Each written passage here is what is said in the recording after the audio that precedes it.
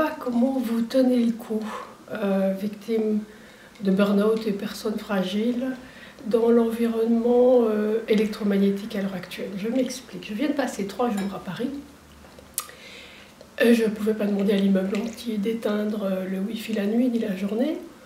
Je ne suis pas une électrosensible déclarée, mais je suis devenue, par fragilité accumulée, plus sensible à la moyenne à la pollution électromagnétique, le e-smog. Premier jour à Paris, ça va, ok, j'ai un tout petit peu le cerveau qui flanche. Deuxième jour, j'ai carrément le cerveau qui fait la pédale wawa.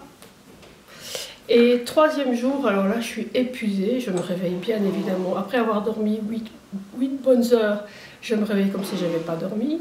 Je tire la journée un peu dans l'état de quelqu'un qui est la moitié de moi-même, pas très concentré.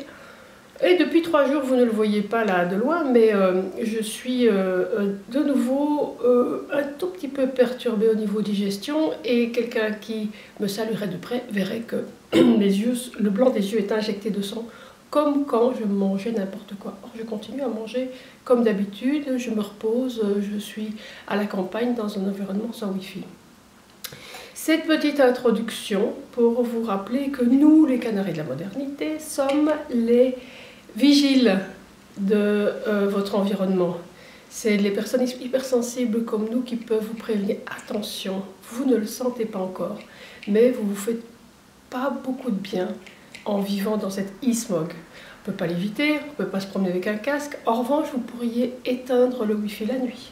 Vous pourriez remplacer le téléphone portatif dans la maison par un téléphone à fil.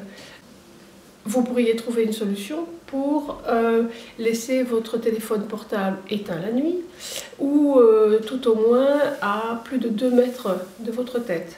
Il y a 1001 petites solutions que je vais résumer dans un article pour se prémunir de cette insidieuse pollution pour les personnes fragiles.